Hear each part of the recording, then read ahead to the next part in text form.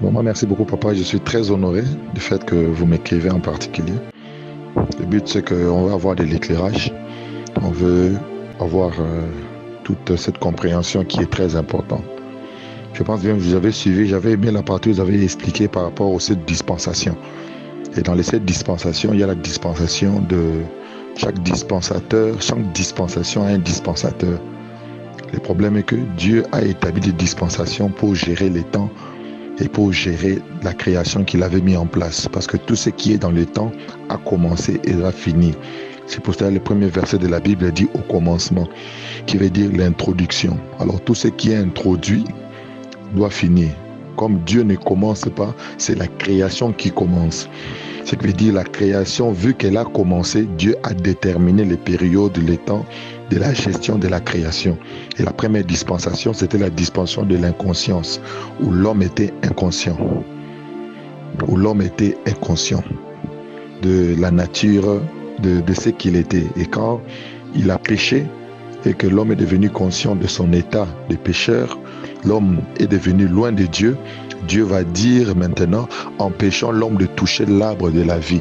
Ce qui veut dire Dieu change de système pour vivre avec l'homme. C'est alors qu'on entre dans un autre système, le système de la dispensation de la conscience. L'homme est devenu conscient du bien et du mal. Or, nous devons savoir que avant que l'homme ne soit conscient du bien et du mal, l'homme était inconscient. Et Dieu, l'homme n'a pas eu des enfants dans son inconscience. C'est lorsqu'il est devenu conscient du péché, et à cause de cette conscience du péché, c'est là où l'homme a commencé à se produire. Ça veut dire que tous ceux qui sont nés aux yeux de Dieu étaient vus comme des impurs. Parce que Romains dit tous sont péchés, sont privés de la gloire de Dieu. Et aujourd'hui, nous parlons en tant que parents, on regarde les enfants. Des fois, il y a des gens qui disent que les enfants sont des anges, les enfants sont des ceci, il n'a pas fait les mal, il n'a pas fait ceci. Parce que nous définissons les mal par rapport aux œuvres. Il a injurié, il a fait ça. Mais or, pour Dieu, ce n'est pas les œuvres, c'est question de nature. C'est parce que je suis manguier que je produis le mangue. Mais nous, c'est par la mangue que nous reconnaissons les fruits. C'est pour cela qu'il dit, vous leur reconnaissez par leurs fruits. Ce qui veut dire, nous les hommes, on a besoin de fruits pour reconnaître l'arbre. Mais tandis que Dieu n'a pas besoin de fruits pour reconnaître l'arbre. Ce qui veut dire que même lorsque nous produisons le fruit de l'esprit, c'est pour les hommes, ce n'est pas pour Dieu. C'est pour que les hommes voient Dieu à travers nous parce que nous sommes de l'espèce de Dieu. Mais Dieu connaît ce que nous sommes au-dedans par l'alliance que nous avons fait avec lui. C'est ainsi que nous disons, on n'est pas pécheur parce qu'on a commis les péchés. On est pécheur parce qu'on a hérité cette nature pécheresse. L'impudicité, le vol, la tuerie, toutes ces choses, c'est la manifestation du péché. Parce que dans la Bible, il y a une différence entre les péchés au singulier et les péchés au pluriel. Or, les péchés au pluriel, c'est les œuvres du péché. L'impudicité, ça c'est les péchés. Mais tandis que les péchés au singulier sans S, c'est les péchés nature. C'est à cause de cette nature que nous produisons les actes. C'est parce que je suis voleur que je vole. C'est parce que je suis menteur que je mens. C'est parce que je suis impudique que je mène une vie d'impudicité. C'est ainsi à la croix, Jésus va ôter cette nature à tous ceux qui croient en lui. Ce n'est pas les œuvres. C'est ce qui fait qu'aujourd'hui, il y a des choses, lorsque je fais, je regrette parce que ce n'est plus de ma nature. Quand je commets l'impudicité, ça me fait mal au cœur parce que ce n'est plus de ma nature. De la même manière aussi. Ce qui veut dire que cet enfant qui naît, il est né avec le sang d'Adam. Il est né avec la nature adamique parce que ses parents sont des Adams. Ça veut dire Adam et Ève. Or, au commencement, quand vous lisez la Bible, vous allez voir Genèse chapitre 1, Genèse chapitre 2, le nom d'Adam n'apparaît pas. Le nom d'Adam va apparaître après la chute. Ce qui veut dire que Dieu n'avait pas créé Adam. Dieu avait créé l'homme. Si on lit même Genèse chapitre 5, il dit c'est au nom de l'homme que Dieu l'avait appelé. C'est-à-dire Adam, c'est ce qu'il est devenu. C'est là on parle de la nature adamique. C'est ce qui veut dire il est devenu ce qu'il le veut. Mais ce n'est pas ce que Dieu avait prévu pour lui. Et c'est de la même manière aussi que je suis en train de dire que tous ont eu des enfants. C'est pour cela que quand Jésus-Christ est venu sur terre, on n'a pas appelé Jésus le fils d'Adam. On a appelé Jésus le fils de l'homme. Pourquoi le fils de l'homme?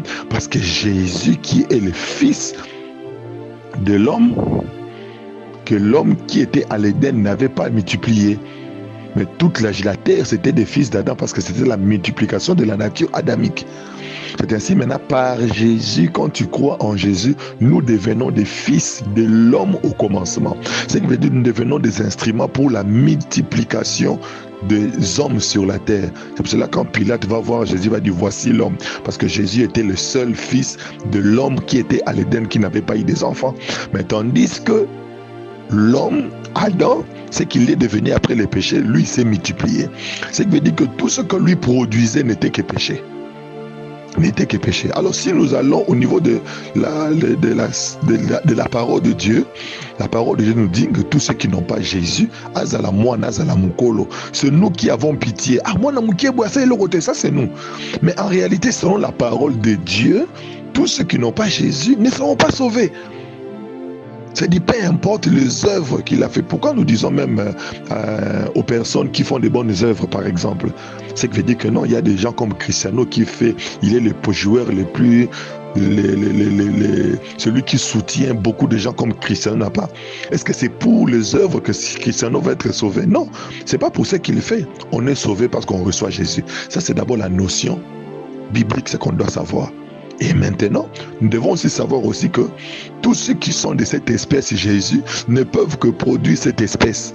C'est ainsi, c'est là où je dis que les parents qui sont en Christ, quand ils ont des enfants, ces enfants reçoivent la nature de leurs parents parce qu'ils héritent de leurs parents.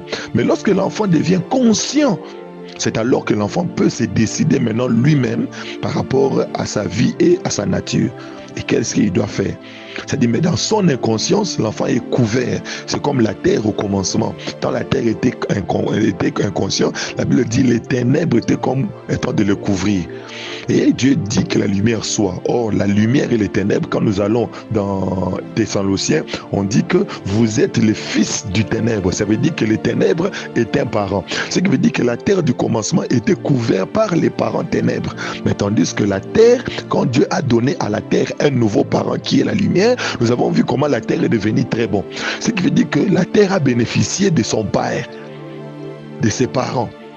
Alors c'est comme ça que je suis en train de dire que c'est possible qu'un enfant qui est né d'un parent en Christ peut bénéficier de cette couverture provisoirement jusqu'à ce qu'il sera conscient pour que lui-même prenne sa décision. Alors c'est là. Alors je veux qu'on reste dans les Écritures. Maintenant, s'il va arriver par exemple la souveraineté de Dieu de sauver un enfant, là ça ne concerne que Dieu qui est le maître des temps et des circonstances qui peut décider de sa manière. Mais en ce qui concerne la parole des Écritures, on n'est sauvé que par Jésus-Christ. Ce qui veut dire que, selon la Bible, tous les enfants qui n'ont pas reçu Jésus, quand ils meurent, ils sont perdus. C'est seulement Jésus le seul moyen. À moins que qu'on se dise qu'il y a un autre moyen d'être sauvé. Dieu peut sauver aussi par pitié. Dieu peut sauver aussi par pitié. Non. Or, Dieu ne sauve pas par pitié. Dieu sauve par l'obéissance du principe qu'il a établi, Jésus comme le seul chemin pour voir le Père.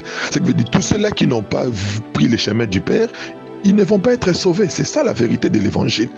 Je ne sais pas, papa, si on se comprend à ce niveau-là où je suis entré, mais vous pouvez m'éclairer encore et j'ai besoin parce qu'on connaît en partie et c'est vraiment important. Merci, que Dieu vous bénisse.